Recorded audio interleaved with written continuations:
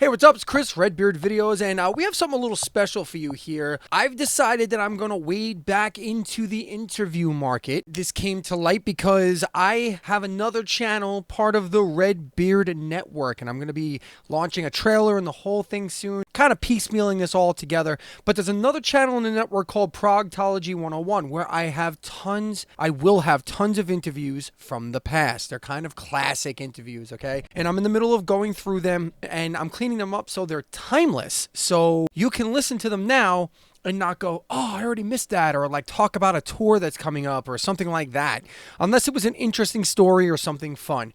But with that in mind, it got me to thinking that I want to do more interviews, current interviews, maybe with some older artists or some newer artists, and we have some stuff coming up. This interview is going to be part of like a 2 or 3 part thing. I had a chance to chat with Stevie Blaze, guitarist, one of my favorite guitarists from one of my favorite bands of all time, Lillian Axe. Now, you might know Lillian Axe from the hair metal days. They were barely a hair metal band, and they were barely prominent during the late 80s. It wasn't until like the early 90s to mid 90s that they got a little bit of airplay and a little bit of popularity. But here's the thing, they haven't gone away. And the music that they have written and put out over the last 20 or so years has been nothing short of tremendous. I highly recommend checking out all of Lillian Axe's albums, even the quote-unquote hair metal stuff. They were never really a hair metal band in my eyes. They were always a little bit different, but unfortunately, any band that came out in the late 80s that had hair were considered hair metal bands for the most part, unless you were Guns N' Roses. So, with that being said, Lillian Axe is currently setting up to go out on the second part of Girl School's final tour. So it's a pretty cool package 80s rock and metal tour with it's Alcatraz, Lillian Axe, and headlined by Girl School. And they're going to be going on the West Coast starting, I think, in the next week or so. I think it's the 16th of October that tour starts. So be sure to go to Lillian Axe's website or their Facebook or their IG or anything like that and check out what dates they're playing, because it's well worth the price of admission. I'm sure that's going to be one hell of a great show. In any case, this interview here is a short little conversation about the tour, about what's current in the world of Stevie Blaze and Lillian Axe. So without further ado, I'm going to give you that spot right now, and then at the end of this, I will tell you what's next. But before we get into the interview, I just want to remind you of all my social media places. There's Facebook, IG, TikTok, all Redbeard Videos. You can find me there. I think on IG it's technically Chris Redbeard Videos, all one word, but you could put Redbeard Videos and I'm sure you'll find me. You can go to my Patreon page, which is Redbeard Videos, and you can check out my link tree for all that stuff. That is Redbeard Network. So that'll encompass all the network stuff. The trailer will be coming out shortly that will be encompassing all that is the Redbeard Network now. So things you can look forward to if you're into sports or old interviews or watching me flail away playing video games. It could be any of these things. But for right now, let's get to Mr. Stevie Blaze, guitarist extraordinaire from the wonderful band Lillian Axe.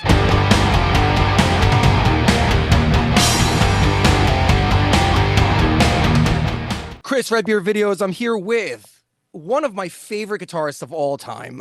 There's a list of maybe 5 to 10 of them that I will always, whenever anybody asks me, like, who's your favorite guitarist, whatever, Stevie Blaze always comes up from Lillian Axe. And that's who we're talking to today. Stevie Blaze, who's on tour with Girl School. Well, they'll be going back out on tour in 2 weeks here, or less than that, with Girl School and Alcatraz, who, for those of you who might be confused, the final North American tour is Girl School's last American tour, not Lillian Axe, which is what I thought and how I ended up on this call with the man, the myth, the legend, Stevie Blaze. How's it going, Steve? I'm good. It's nice to meet you, man. Thank you for all the kind words. I appreciate it. Absolutely a pleasure to meet you, my man. So let's start off with how was the part 1 of this tour? How did that go? And what are we looking forward to on the second part of this tour?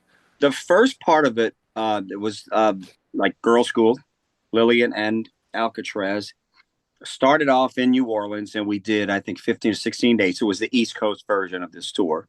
We went up the coast into Canada and back down, finished up in Detroit, I believe was the last date of that. So it went very well. Like I tell everybody, the biggest, I guess, difficulty on this tour was just simply the traveling. It was just, I want to say 7,500 miles, I think they estimated, but Wow. we were just it was constant driving, constant Mm. moving. And whether you're driving, whether you're in a bunk, whether you're in a, you can be in the most luxurious tour bus in the world, just traveling for hours and hours every day gets to you, Oh yeah, absolutely, without a especially doubt. when you're, I'm kind of claustrophobic. So, it's Mm. like, I don't like to be still for too long in one spot, not being able to move. Cause I like to be constantly doing something. And that was the tough part. The great part were the shows. And I mean, all the bands got along great. Girl School and Alcatraz were just amazing, not only as bands, but as people. We got along really well. And it was fun. It was just great to meet a lot of people in cities that we hadn't been to in a long time. So that aspect was great. Now, so we're looking forward to this West Coast run, which is in actually 10 days from now. But this is 10,000 miles plus. So this is going to Mm. be even Wow. more. So I'm trying to get myself uh, motivated. And it's really hard, to be honest with you, because this time I like, I've never had to see a shrink in my life, but I might need one on this because it's Halloween, right? Right. My favorite time of year. My son, who's 15, he and I are joined at the hip. My wife, my son, and I, we love Halloween, so I'm going to miss that whole thing this year. And I coach him in baseball. He's a baseball budding legend, and Wow. I coach Awesome. him, and and I coach the team, and I'm going to miss 2.5 weeks of games. Oh man, that's At the terrible. right, and we're 2-0 right now. We got a game tomorrow night. We're 2-0. We're Well, doing great, congrats. and Awesome. he works out with me and his instructors every single day. So those kind of things. That's one of the things that people do not realize how much. I can only speak from musicians, but anybody traveling for their profession, how hard it is sometimes, Oh, absolutely. Yeah, So, no, it but is hard. It's very hard to be away from family, especially like when you're actively involved in everything that's going on. That's a tough exactly, thing. I see you got a Mets hat back there. Are you a Mets fan? that's my team that I coach. We're the Oh, Mets. oh, Uh, so you don't like that's the actual but professional Mets? that no, we're not that is a professional Mets cap, but the team that we play for, we play in a rec park, and Okay. it's like an inter-park team. They're like 6 teams. Some couple of other local parks participate, so it's a 13 through 15-year-old league, and our team is the Mets. So that's our official cap. So, That's super um, cool. Yeah, I'm a huge Mets fan. Like in like the are you okay? professional, yeah, in the professional life. I just watched them lose a crushing playoff game, like as right before I got on here with you. So, Oh, bummer, so man. I Yeah, thought, we're so kind of keeping up with the playoffs just starting. So it's yeah, yeah, yeah, I yeah. love the sport, man. It's great. So, so how what was the what was the turnout like? Like what was the reaction to this tour? Like what did you guys have good crowds? Did you have some places were not so great, some places were packed? Like how did it all go? It was like, to be honest with you, not one place was like a disappointment. You know what Mm. I'm saying? I mean, um, there were a lot of nice theaters we played. Um, especially I don't remember the names off the top of my head because my memory is terrible. But in New York, we played this really nice theater in Manhattan, and but all over the place we were playing either theaters or large rock venues. The turnouts were great, Awesome. and and the cool part about it was like when you start reading reviews of the show, it wasn't like, oh, this band was great and didn't really, these two didn't perform. People loved all three of the bands across the board. And as you probably know, uh, all different bands. I mean, Girl School, they've been around longer than all of us. And Yeah. I thought that, it's amazing because we've been around for, 40 years, and then all the bands that we love and grew up with have been out longer than that. It's like, wow, it's amazing when you have that kind of longevity. Girl School, we opened up for Girl School when we were before we had our first record deal, like 3 years before we got signed. And they're legends. Uh, they're I guess you would say like kind of hard rock punk roots, so to speak. Right. But they're very well loved and very well known. And then Alcatraz, I mean, the history behind Alcatraz, great band. And Oh yeah. Jimmy Waldo, the keyboard player for Alcatraz, was in one of my favorite all-time bands, a band called New England back in the Yeah, day. yeah. Sure. So we got to at one of the shows, Gary, um, I think it's Gary Shea, I'm pretty sure, the bass player who was in Alcatraz but doesn't tour with him.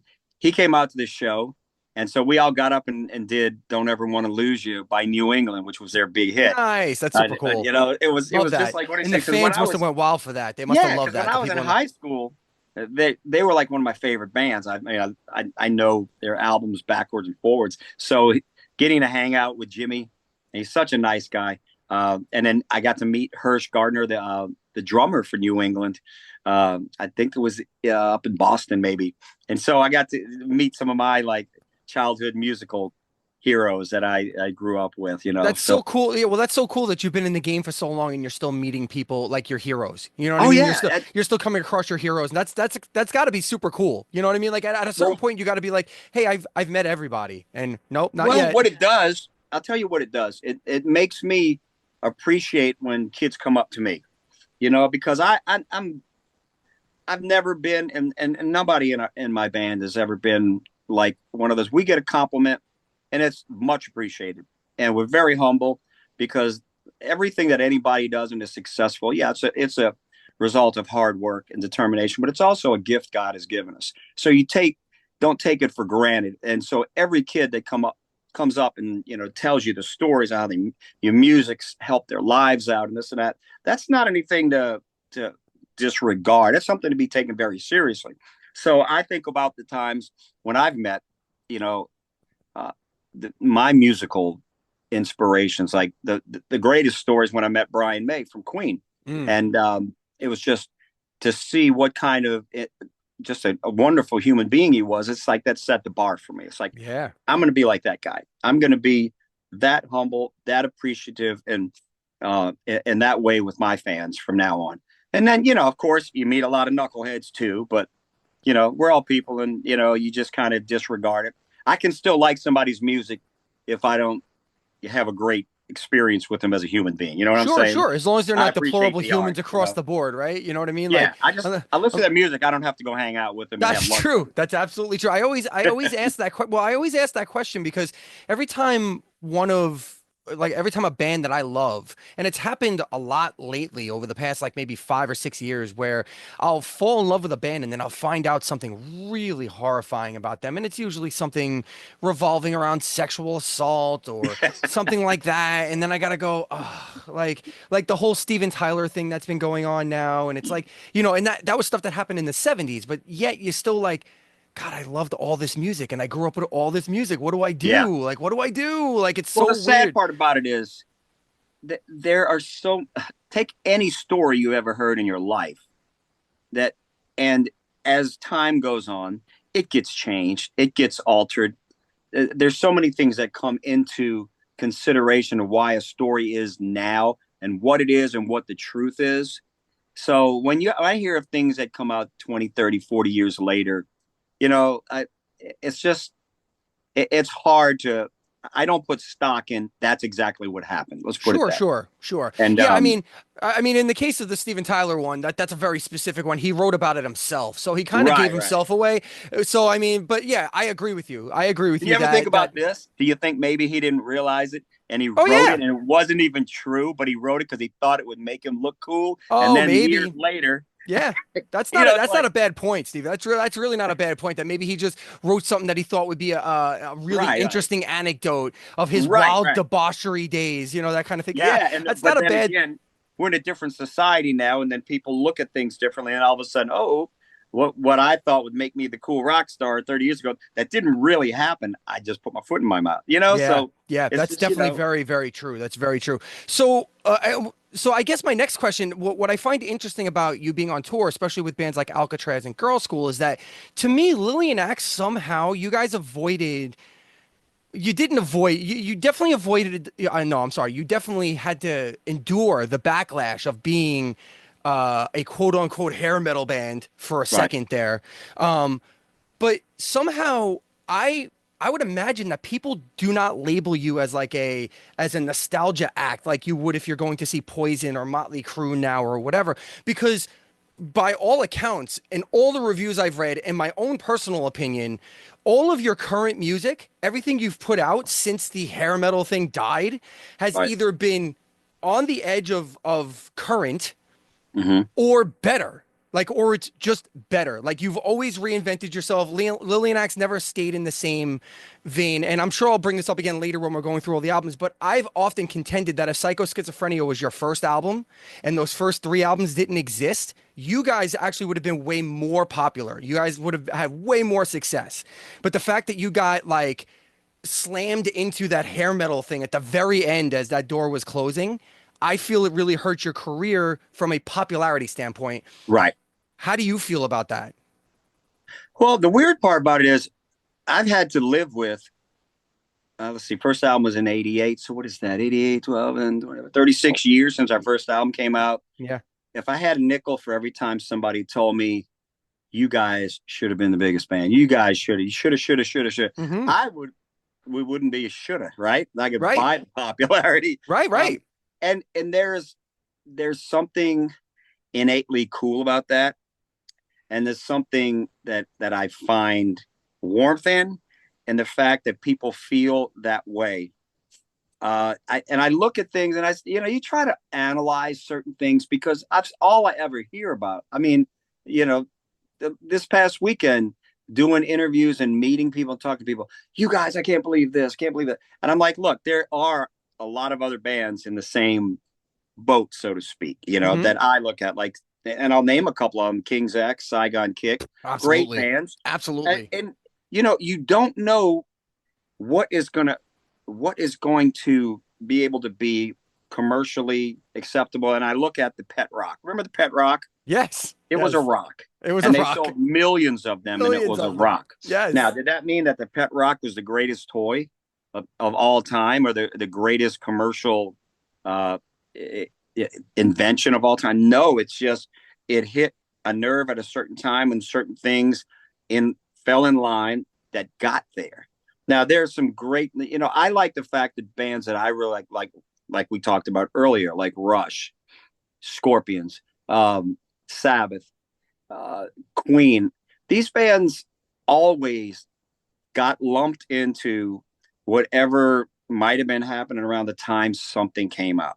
People, society, human beings like to be able to compartmentalize things because it makes it comfortable for them. Yes. If somebody tells me what's that band like, and I can't tell them what it's like, it drives everybody crazy. It's like, well, we've been called hair metal, of course, when we came out. We were, first album was produced by Robin Crosby from Rat. So all Mm-hmm. of a sudden, you're kind of in the Rat thing. Nothing wrong with that. Love Rat. Sure. Not a problem. Sure. But that's how people look at things. Absolutely. They see a guy like you and me with facial hair, and all of a sudden, hey, what kind of motorcycle do you drive? Yeah. I mean, it's just the way people are. How much wood do you chop? Right. We've been called everything from hair metal. With the last album, From Womb to Tomb, we're prog metal now. Yeah. I'm like, you can call us whatever you want. I would say But Waters Rising is even there. You have a bunch of progressive stuff, and I'm sure we'll get into all of that. But yeah, there's you're lots of different things that are influenced. But the cool part about it is when you're not really able to be told, like you can listen to certain bands and go, that fits right into the heavy metal genre. That is hard rock. That is heavy metal. That is jazz. That is country. That is it. There's a certain solace in knowing that you have just become who you are. Mm-hmm. They're going to always try to put some type of label or something so that they can describe you to people that don't know who you are. Well, there's a pro and a con to that. The pro is that you become a unique entity that stands on its own, that you're not like anybody else, which is great. That comes in time. You don't have any bands that are completely unique that have only had one album out or two albums. Mm-hmm. It's a progression. The more of a catalog and the more that you give to the world, the more you become your entity. Sure. But the top part about it is when the commercial world, it's hard for them to pinpoint you. So where do we put you? Where do we advertise? Who do we put you on tour with? We've toured with everybody from Alice Cooper to Accept. We've done shows. We've headlined death metal festivals, believe that or not. We're not even anything like that. We played with the Stray Cats. We played with the Outfield, Eddie Money, Judas Priest, Sammy Hay. I mean, you name it, we've done shows with them. We fit Seether, Godsmack. We played with all these bands. That's crazy. Because we are, I think, been around long enough and created identity that is just unique. But like I said, it has some drawbacks to it, is Sure. because if people can't fit you in a mold, it becomes hard to commercialize you. And I think that's been the biggest problem. Now, there have been other issues as far as like never really having the proper management, and I've had 10 record deals, man, That's crazy. a lot of people would die for one. And I'm like thinking to myself, well, I've had 10 and I keep on going. Well, if I have to have 20 to get where the band needs to be, we'll have 20, Yeah, sure. because Sure. we've been on major labels and independent labels. Independent labels have such a difficult time surviving. And it's a rough world out there. I've watched the music industry change from one beast to another, and it hasn't been a great change. So, um, as you were saying, it's just we're going to get put where we do. Yes, we used to have all really long, pretty hair, and we were, the guys in the band looked good, but that's how we liked our hair. But even on our first album, which was, I guess, a little bit more, we want to say rock oriented, we were, I've always had this, I don't know, how do you do it? A deeper, darker, more somber Heavier. side, Okay. melancholy type side. So Sure. Waiting in the Dark, Hard Luck, Nobody Knows, songs like that were coming out. And then in the next album, we'll talk about, Ghost of Winter, World Stop Ghost Turning. of Then Winter. it's Yeah. just kept developing. I don't think about what I'm writing. I just do it. And people ask me, what's your process? How do you do that? I don't have one.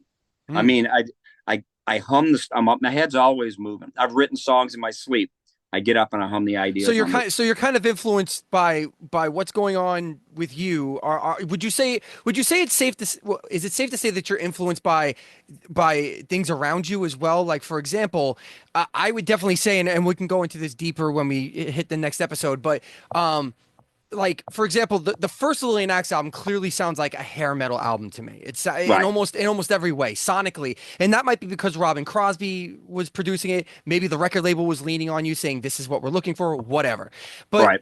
even Love and War, which does have its hair metal element in it, but you mentioned the songs, "The World Stopped," the World Stopped Turning, Ghost "Ghost of of Winter. And Winter," even there's one other song that I'm just spacing on right now, but they do have this darker like pull to it, and I'm like, that's who that really is. right, And then you get the Poetic Justice, and Poetic Justice only has like even the ballads like Dying to Live to me is not a hair metal song. That's like, right, it's upbeat and it's kind of it's bright, but it's not a hair metal song. It's way more involved. Innocence is not, that's a blistering riff. Holy crap, there's nothing hairy about that, right, right? But right, then you right. got songs like True Believer, which definitely has the hair metal thing, no matter what is a cover, whatever.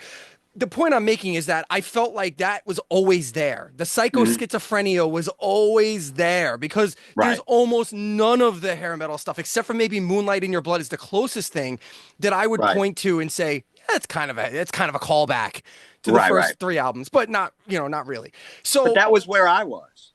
You know what I'm right. saying? When I grew up, when we were in our 20s and I was writing that stuff and we were playing it out live, that's that's when the stuff that we grew up with, like, the Rat Crew, Priest, they were writing those guitar riffs. Yeah. And I have always been, the most important thing to me in every song is the melody of the vocals. The vocals, Hmm. that's why you don't see a lot of instrumentals. That's why I've never done an instrumental solo record. I enjoy it to a certain point, but the vocals are what are the most important thing to me. That's where I think the uniqueness of our band is as I look at the vocal as another instrument, but it's the most important instrument because it is the one that I believe the element of most songs that people remember more than anything, if not maybe the riff or something like that. But when you talk about a song, people aren't going, "Meow, meow, meow." They're singing the chorus Sure. or the verse. Absolutely. And I've treated that, uh, the vocal, as the most important instrument in a song, just like in my guitar solos. I don't like to, I work these out melodically in my head because every solo, I can sing every note. I want it to be, I don't Dude, want it it's to be, so okay, funny here that you're comes the saying this right now. solo, and you just riff out over this. Sometimes there's a need for just riffing standard pentatonic lick if it works with the song. But that's one thing I learned from Brian May is the solos, to be able to sing them and to feel every single note, every little squelch or vibrato or anything like that. Make that something you want to get to, not to. There's been some songs of major bands, and it gets to the solo. I'm like, hey, I want to get back to the vocals. It's drones and stuff, and Yeah. I want to get back to the vocals. So that the arrangement and the vocals are just equally as important as everything else in the song, if not more. Well, as a singer myself, I appreciate that. Yeah. That's my craft. I mean, I've played drums and I've dabbled in guitar a little bit, but I'm a singer through and through from the beginning. Oh, And good. and it's part of the reason why like so my broadcasting career, my major portion of my broadcasting career, I had a show called Progtology 101, which was a progressive music show. It was all about progressive music, and it was on Sirius, and it was whatever. But Right. my main thing, people are shocked that I hate instrumental music. I don't Mhm. like it. I like it when bands do it every once in a while, like when Rush whips out an instrumental song, or Dream Theater whips out. But like, see, when everybody wants to talk about these progressive bands, I will choose Rush over Genesis or Yes or any of those Right. bands like 1,000 out of 1,000 times. And the reason why is because they write melodically. They don't write for progression or for technicality. They write for song first, technical stuff second. Dream Theater, believe it or not, does exactly the same thing. And that's why, to me, without getting into this whole thing, because I can riff on Dream Theater for forever, because I'm simultaneously pissed off and in love with that band at the same time, their last two or three albums have been kind of stagnant because I feel like they're just going technical now. I feel like Right. they've gotten away from good songs, and there's a million reasons for that, and I don't want to get into that. What I do want to get into though is, so this tour, we're speaking with Stevie Blaze from Lillian Axe, and this tour that's coming up, because we're going to get deep into all this other stuff in a few minutes here. But this tour that's going on will be on the West Coast, Texas over, it looks like. It starts in Texas, 3 dates, Colorado, Idaho, Oregon, Washington, even up in Canada, Vancouver for a date. California, San Francisco, my old stomping grounds. Love the DNA Lounge. You're going to play the DNA Lounge. That's a great place. Utah, California again, Nevada, ending up in Phoenix, Arizona on November 5th.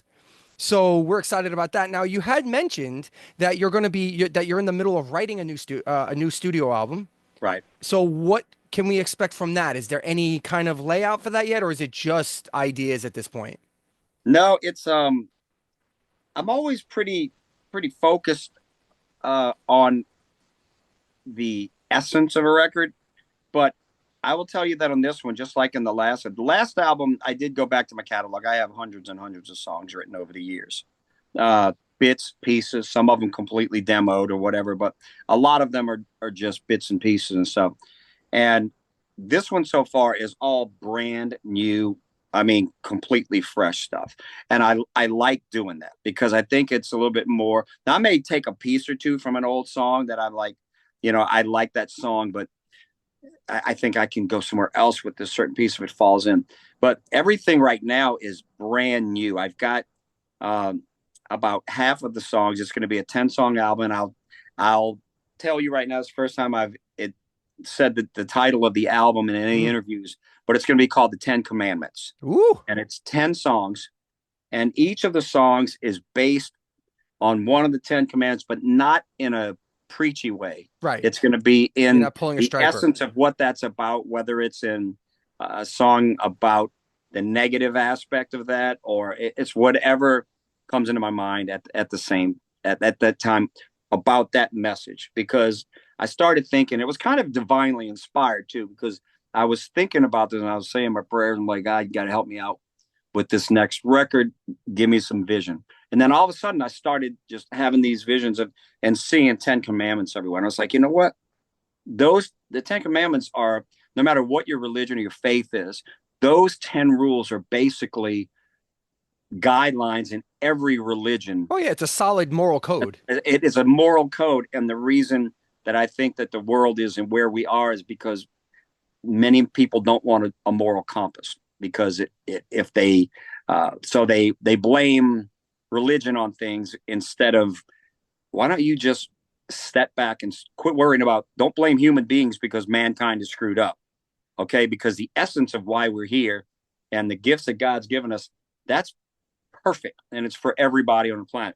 So when people tell me, well, I'm not, I don't look at what these people, religious people, are doing, and they want to name their faults, and I'm like, how many wonderful religious people are there, and how many Absolutely. bad people out there are non-religious. So don't throw the religion thing on Yeah, me. it's vice versa. It's I mean, it's just like any other institution too. Like look, I'll be straight with you. I'm an atheist. So, right. but listening to you talk about this is not off-putting to me in the least. And the main reason is because just like any institution, religious institutions can get corrupted just like any other institution. Power is Absolutely. power, power Yep. corrupts, and power corrupts absolutely.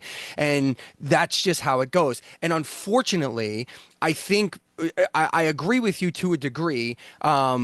Being a non-religious person or an atheist myself, Right. I still view like the Ten Commandments or the teachings Right. of Jesus or whatever as on their face, they're good moral codes, Right. no matter how you slice it. It's just, be kind to others. It's so simple. Like I it's know. just so easy. And that's my So point. You being an atheist and me being a devout Christian, that doesn't, we have the same, probably the same ideals and the same desires and the sure. same wishes for each other, regardless of, how we view that and how we have that in our hearts and souls. So Right. that's my point. It's like I have tons and tons of friends that are that yeah, I believe in God, I believe in the art on this and that, and we get along fine. It's Of they're course. great people, and I Of love them. course.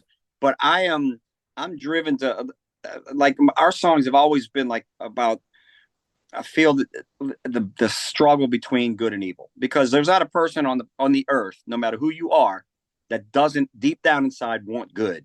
It may be really warped how you think about it. I mean, yeah, and certain people that are do horrendous things. But at the end of the day, if I could go to any person on the planet and go, "Hey, do you mind if I come up to you and punch you right in the mouth?" I don't think there's one person on the planet that would think that that was cool. Why Hey not? man, hey, Well, will it you make know. you feel better? Sure, go right ahead. Yeah, So go right ahead. Yeah, you know what? I needed a face rearrangement today right. I anyway, love so when you punch me in the face. But the whole idea is that's where I felt I needed to go with that record. And I Okay. lived on that for a while. I started writing, and I'm like, man, this is some of the best stuff that I'm writing. It's epic, it's powerful, it's emotional, it's passionate, and it's strong. So that's where we are right now. And we just signed a new deal with Brave Words Records, from Brave Words and Bloody Knuckles, the international news website for metal. They Yeah. formed a label. They just put Paul Diano's album out, and Nice. they signed. I think we were the first signing, but with the tour and everything, our album's going to come out next year. So as soon Nice. as we get Nice. off this tour, we'll get back in the studio. But Same I lineup. can't wait. No It's going big to be great. changes coming this time around. Because Changes? you've had lots of changes, especially I'll be honest with you and tell you that like I like all the singers you've had, but like to me, Lillian Axe is always Ron Taylor, always. And we can get into that again when we're Yeah. breaking down the albums, but I like all the singers you've had. So any changes with that or No, no, good, no. Everything's good, still good. good? Because I like this lineup. This is a good lineup. Thank Cool. you. Thank All you. right, so if you're in Texas, Colorado, Idaho, Oregon, Washington, Vancouver, California, Utah, or Nevada, or Arizona, be sure to look out for Lillian Axe touring with Girl School and Alcatraz on Girl School's final North American tour, Part 2. Let's not mistake that this is Not not for ours. Lillian Axe or Alcatraz for that matter, because I don't know what Alcatraz is doing next. They always seem to just show up somewhere every once in a while and be like, okay, they're back again. That's great. So we'll wrap this right here with this spot. Unless so where can we go? Let's wrap it with this. Where can we go to check out Lillian Axe's stuff? Where's the best place to find out information about you, shows, new materials, whatever? I think the best place for info is like we're obviously like everybody is to our Facebook and our website, lillianaxe.com. But if you go to YouTube, and I mean, there's thousands and thousands of videos. Like we did 3 videos for the last album: "Feelings of Absinthe," "I Am Beyond," and "No Problem." The 3 songs. They're all on YouTube. But if you go follow me, Steve Blaze, there's Lillian Axe Forever and Lillian Axe on Facebook. If you want to hear the music, iTunes, Amazon, Any streaming sites? Pandora, anywhere Are you at selling all. vinyl or anything like that anywhere? Yes, there's vinyl, and if you go to the website, I think you can find that. But our label that has our catalog is Global Rock Records. Okay. So they put, I think, like the bulk of our material out on vinyl this past year, and the From Womb to Tomb vinyl was amazing, and it's all like colored vinyl. Like From Womb to Tomb album is white and black, it's the motif, and the albums are white. They're just beautiful. That's awesome. They did a bunch of the old records, and we just put out 2 box sets this year. Yes, saw that. Part 1 and part 2, with a ton of live stuff, demos, lots and lot. Like I want to say 30 to 40 bonus tracks on each on each one. It was If I'm not mistaken, there's a whole show. There's a whole Ron Taylor show on there. Is there not? Yeah, yeah, it's so good. It's so good. Milwaukee, Milwaukee Fest. So, and guys, we have, what is it? Is it 12, 13 studio records? I think this is our 13th studio record, and multiple box sets and live albums. One Night in the Temple is an acoustic live double CD where the whole band played acoustically live, and there's a whole DVD that it's like a 2.5-hour DVD. It's nice. It's really fun. It's like us playing in a Masonic temple with about 100 fans that won a contest. That's so cool. And I talk between the songs, and in between the songs on the DVD, there's cutaways to the rehearsals, to interviews, talking to fans. We did this event where we did a full acoustic show, but an hour before the show, we did an hour Q&A with all the fans. They were seated in chairs, and we played in this big Masonic temple. We were talking to them. We catered it right in the middle of the show, came back. That's and so at cool. the end of it, that's such a cool thing, man. That's something I wish I could have gone to. That's so cool, man. That sounds like so much fun. But the DVD and the double album itself, and the CDs and the DVD are so fun because you feel like you're right there. It was really well done. That's so cool. And let me tell you, as a fan of this band from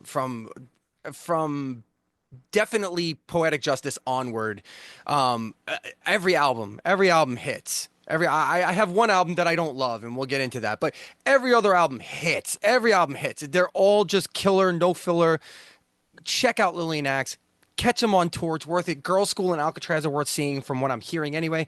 I haven't seen any live video of them, but you know, if Stevie Blaze gives it its stamp of approval, I'm here for it. Be sure to catch Lillian. Yeah, be sure to catch Lillian Axe on tour. Be on the lookout for their new album. Thank you so much for doing this for this spot here, Stevie. My pleasure. Good to meet you, man. All right, man. We'll talk to you soon. And that'll wrap up our spot with Stevie Blaze from Lillian Axe. But do not be worried. Do not fear. There will be more Stevie Blaze, because coming soon will be an episode of Fandom Files for Lillian Axe, which will feature Mr. Stevie Blaze going through every single one of his albums. It's going to be awesome. So I really, really hope that you stay tuned for that. In the meantime, I'm going to throw out all the social media stuff right here. I'm not going to go through the whole thing again. It'll be here on the screen. And in the meantime, I want to thank you all for being here with me, as I so much enjoy being here with you. And until next time, we'll see you soon. Bye-bye.